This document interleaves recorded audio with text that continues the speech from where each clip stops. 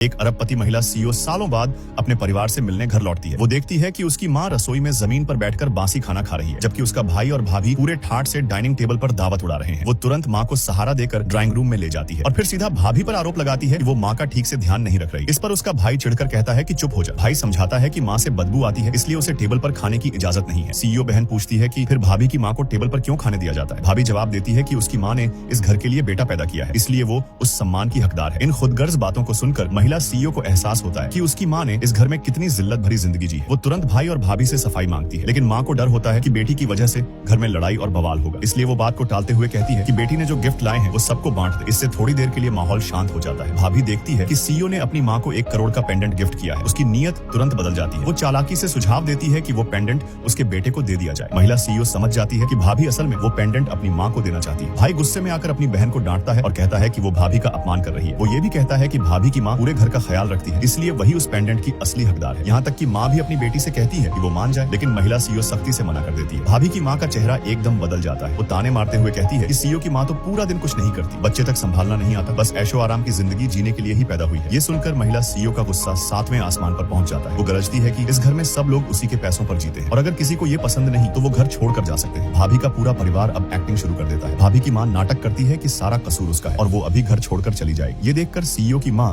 स्थिति को शांत करने की कोशिश करती है। भाभी भी झूठी माफी मांगती है और कहती है कि वो अपनी माँ के साथ घर छोड़ देगी। इतने में उनका बेटा जोर जोर से रोने लगता है और अपनी माँ से कहता है कि वो न जाए। भाई ये सारा तमाशा देखकर सीईओ बहन पर आरोप लगाता है कि उसने उसकी बीवी को तंग किया है और कहता है कि वो अपनी माँ को लेकर यहाँ से चली जाए। महिला सीईओ जवाब देती है कि ये घर उसी का खरीदा हुआ है, तो जाना उन्हें चाहिए, न कि उसे। रात को अपने कमरे में सीईओ देखती है कि उसकी माँ के हाथ बर्तनों और कपड़े धोते हुए फट चुके हैं और तभी उसे एहसास होता है कि उसका कीमती जेवर भी गायब है। गुस्से में वो तुरंत भाई और भाभी के कमरे की ओर बढ़ती है। वो देखती है कि भाभी बड़े फक्र से वो गहने पहनकर खेल रही है और अपने पति के साथ मिलकर ये साजिश रच रही है कि अब इस विला पर भी उनका कब्जा होना चाहिए। भाई कहता है कि अगर बहन ने बात नहीं मानी तो वो माँ की जिंदगी खतरे में डाल देगा। अपने भाई और भाभी का असली चेहरा देखकर सीईओ तय करती है कि अब इन्हें सबक सिखाना ही पड़ेगा। अगले दिन सीईओ उनसे मिलती है और ऐसे पेश आती है जैसे उसे कुछ पता ही न हो। वो कहती है कि उसके गहने गायब हैं और अब वो पुलिस को बुलाएगी। ये सुनते ही उसका भाई घबरा जाता है। वो सफाई देता है कि भाभी बस गहनों का इस्तेमाल कर रही थी, आखिर परिवार ही तो है, कोई भी पहने, फर्क क्या पड़ता है। फिर वो मौका देखकर घर के मालिकाना हक की बात छेड़ देता है। वो अपनी बीवी से कहता है कि माँ को बुलाओ, अब इस घर को अपने नाम करवाते हैं। लेकिन जब सीईओ साफ इनकार कर देती है तो भाई और भाभी माँ को धमकाते हैं कि अगर उसने दस्तखत नहीं किए तो उसकी जिंदगी नर्क बना देंगे। कोई और रास्ता न देख सीईओ दिखावे में हामी भर देती है, लेकिन तभी भाभी कहती है कि ये घर तो बहुत पुराना है, अब सीईओ को उन्हें 1 करोड़ का नया बंगला दिलवाना चाहिए।